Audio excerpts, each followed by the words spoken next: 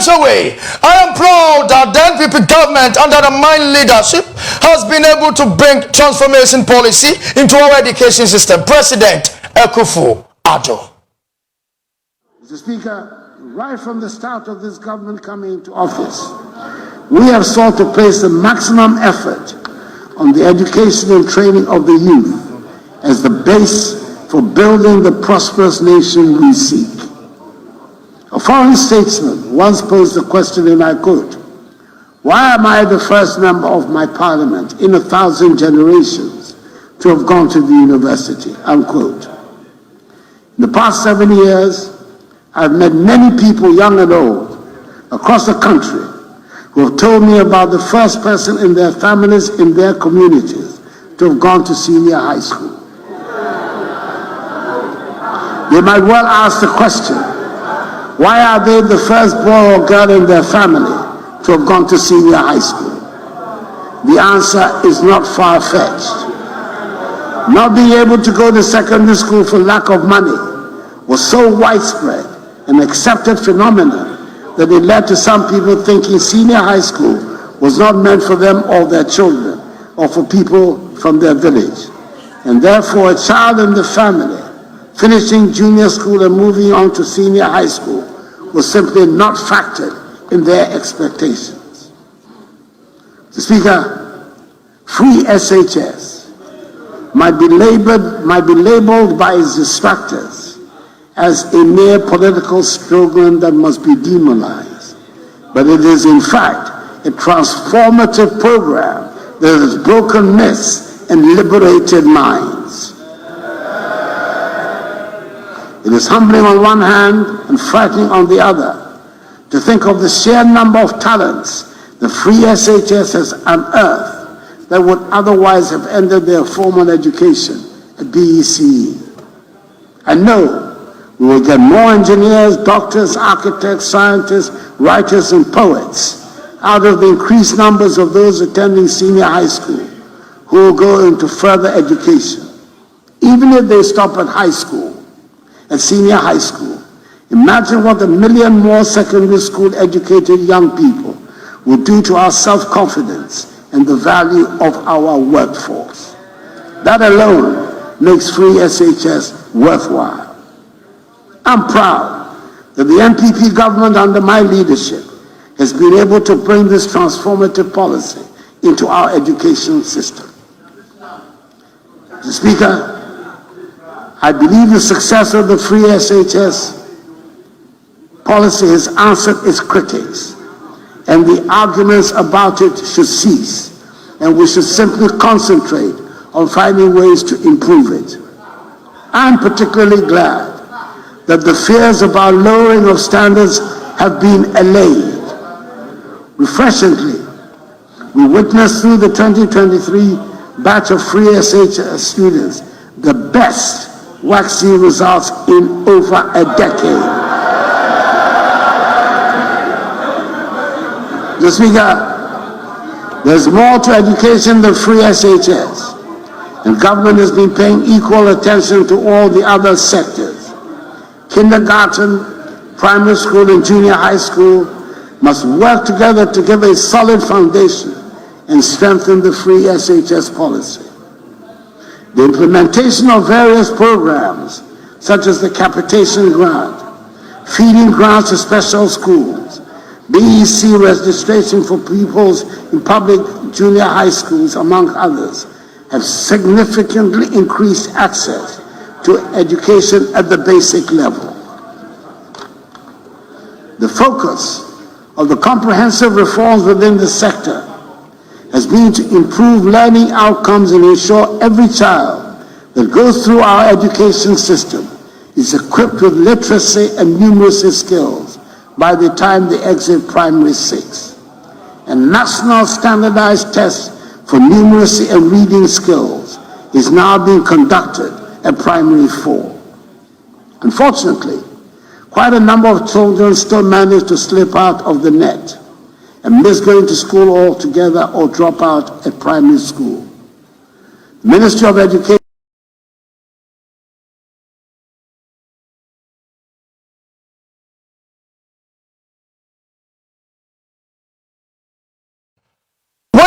so ayan sama ne wo hia Ghana man pani na Addo Dan Kwaku Fodo Ghana article 67 e man ho kwan mo tumi bagina amra se bedafie etumi ade tucha free education Ghana education system Kwaku so far so good education Ghana Addo e ka edfa ho no. Yes, and at this point Addo Dan Kwaku Fodo is right to say he has done a yeoman's job when it comes to education and nobody can compete this fact. And someone Addo Dan Kwaku Fodo can nyina ya dia eye nokre na ye betimi e de ye ho so atoso when it comes to education. Now me no wo kasa sisi 2017 free SHS buy no enkwala bebre enya the glorious opportunity etimi akọ school as compared to say candidate na free SHS anyhow we obia entimi entwe ensan eye nokre da ho. Number 2, back in those days na yetua school fees obia gitum say na awofo eboka, and because of school fees nti enkwala bebre entimi anko school because akora na beko school no bewie utim twam about 3,000 utim twam about 4,000 in terms of school or corner and home school fees any ade. But free SHS buy akwasi odi akola na go school untua 1 peso free SHS. Yes tieniye me nka say yentotonia enema betama na yetua school fees na yetua school fees totonia ma not totonia ma school fees sometimes you achimota school utua bribe unyampo wenya grade 6 ni we kwa unya achimota say wo de wo ba na ko free SHS wo de na ko school mu ho a school fees fie bi anim the nyansa wo de na ko enema de wo betoto and everything you do enti me kan okra a chew say free SHS nso buy akwasi wo hwe the stars a da ho a enkwala na nkasa passing rate no difference wo mbebre free SHS. Yes metimi di amount na ade atoso sisi no ahwe the passing rate tama na free SHS maye na sisi free SHS buy no say na nkwala no pass because say yade ankwala no etimi pass no mu pass ni ye dia na ekire wo say ene ade no yade papa bi nti wo say yehwe na yehwe ni ye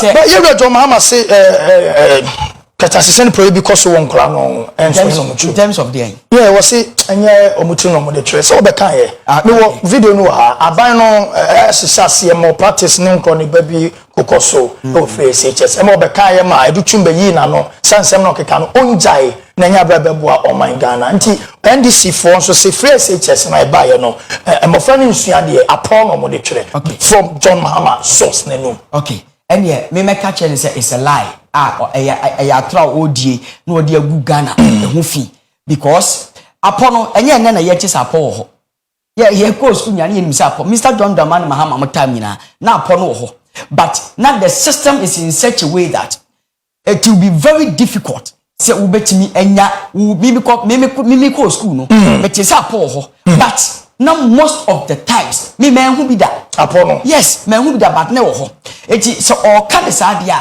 ene na ekire se nneema bi wo ho na se ye na se be boa wo man na da bia ye dispute certain facts be boa wo ma kwabena me de eye picture bia ma osisi a photo so ma me na afemi akosi abufa ye nhwe se free SHS buy ye no one way or the other ye levy buy ye na amwa no papa ba wo nya se wo be ye afri ho okay enye sanity yes but all kan yem akwasi ntia na da so hwe abra free SHS buy ye anytime a free SHS emaye hwe comparison ni ye na fa compare ebesi 2023 o hwe some of the subjects ye no of senior high schools na ene na wo ho 2015 English language na nkola 45.2% ene pass ye fa ko 2023 English language 73.11% the difference in him difference from 45 to 73 yes SHS by the difference in him Tama free SHS by 2017 English language I say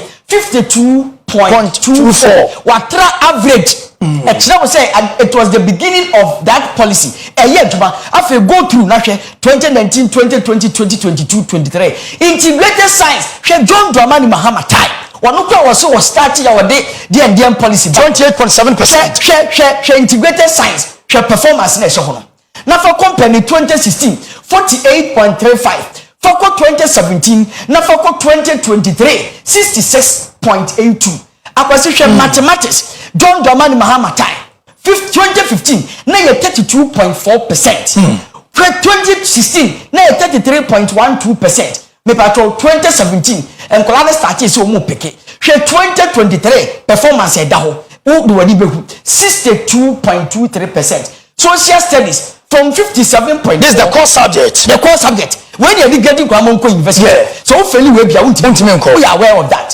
So social studies 57.4 to 76.76%. Now shall see how you fail. The only 2015-2016 now you fail. 2015-2016 Nina and you fail apart from social studies in one average pass. 2020, 2021, 2022 and 2023 are the free SH graduates. And the only year in the past 8 years that more than 50% of candidates obtain A1 to C6 in all core subjects. Now, Shadie, or say, note 2022 year candidates. Group more than 60% of candidates obtain A1 C6 all core subjects. Yes. And A1 C6 are the grades that are required for students to qualify for admission into tertiary institutions. Now I'm calling to go university. Now you can say forget about what I have policies no more. Rasta maya oba chimota ye kan ho asem kan ka uti ni grade maron uti ni grade maron samaro no onya 8 sa rasta man na no sabi oda kura na sem wo wura fi se eye nsawoma doagiri akwala bi no okọ adopa ani adesu okay akura no okọ village school me pacho wonya say 8 and our scholarship e wo Denmark o sabruchire side ho bia o suade en soma fo ngba ya wi na no kwasitie na tie ye sadie bi ba na se boa wo hiani a e ma sikani ni nada somebody upon a tray enti omudi upon ene John Mahamata na onima po ana na po ho enti ade de no muntimi mfa ntwere bi enti akwasi forget about them policies say you good say ya mo ma yen kanokre support VSHS ya baman for pass on campaign fantia na only number of adverts I wo yeti aye enne Mr. Mahama say we support VSHS oba review no a positive or negative. So with this you bet me a national development plan man ensem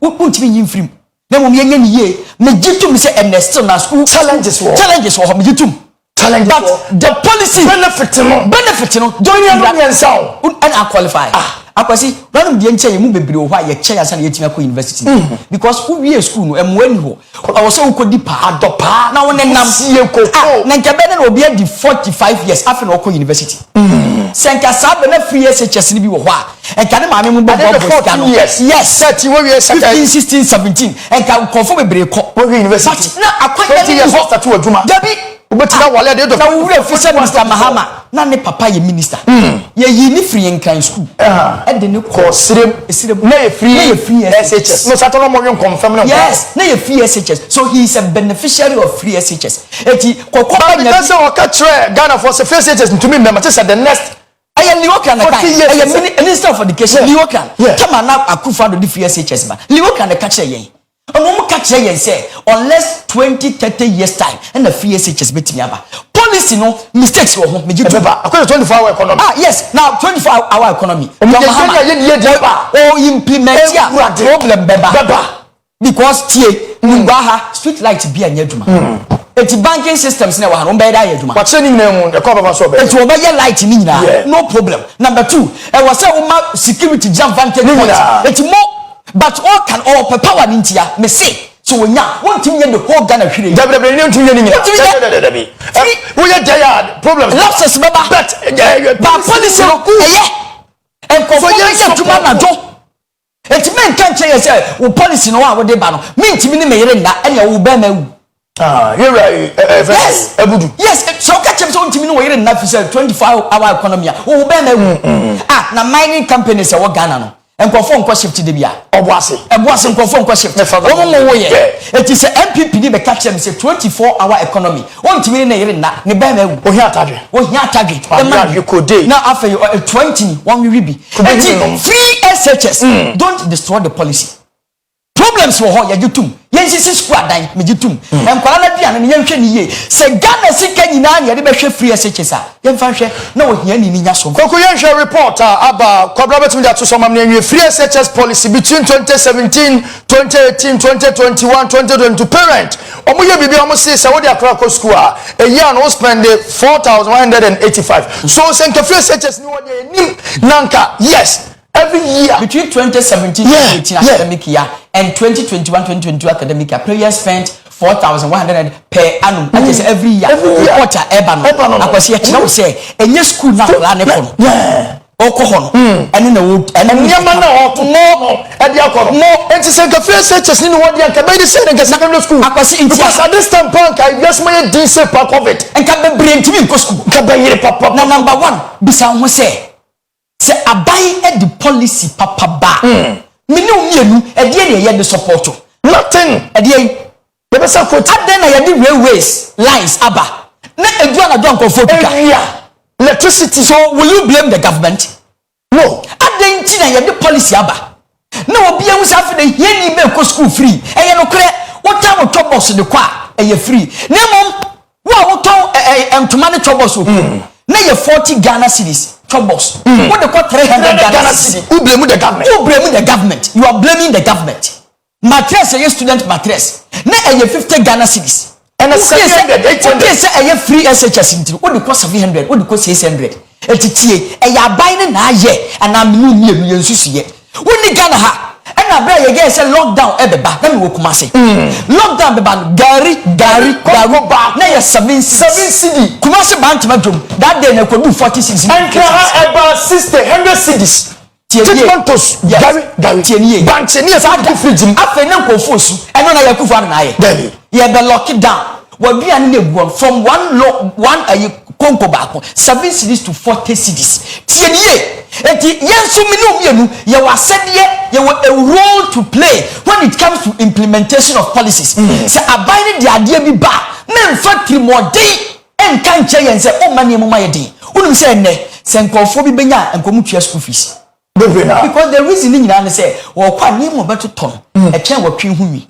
Number 2 afei structural processes no mistakes kakra wo because me ba no ko school na me wa betina fie over 2 months or that's it fie say o classes wo poku are look at and also another course over 1,000 a year tua 1,005 and a year tua ba even about the international conference yes zali sisi o classes and pay wa sorry wo ela ko o classes me ba chowa chase eti enia ma ntuto ye but mu bia nyina ba bi nka se fie policy man kwala anyanyam okasa wo ya tro wo na wantimi anhwe wo baye no wanyam ebisa mimi ko school back in those days alam ko school me ko tro BEC me on kala me mu a se me mpo no hwe eye statistics a free eye 20 a year Muhammad bejo medas bepimoi enkwala wanyam edo so se free SHS time okay eti ekira wo se John Muhammad tana free SHS no ntina obi anyam no monyam eti ade na kwado so ne eti politician da ade no wo da me no na tepa eti ade no wo da me no. And now me tia na the report back to me say yes the whole of the world in terms of drone package Ghana is the best. The whole world but drone ni ban yes e me twetwa nkofo adeja when now ba besia be gina TV radio so yes I campaign the tia mo eti tie nie e ma politician ni nada na ne S Gracia no won kan kire wo say oba ma obi won kan kire wo say oba ma obi John Mahama so oba S Gracia no obey free ho but me catch us on the constitution you know as Gasha no give you so obey the only dey free no asre yes he will plead with them who land this people ba yes but until you say Ghana ni na wo hwe ya na mpa ni ntie say as Gasha me no me no yanjibi dabi aye policies we ya na ye mabeti nya advantage e Ghana na obi etutu nsema gu asum say oba banyem ene ye wan hwe obaye akwasi me baya wo ko classes so ko na say every year wo ko 3 years eti we ko free SHS wo be become 100 plus yeah plus but every year about 120 yeah no we come sa eti ga school fees wo ha ke be ye den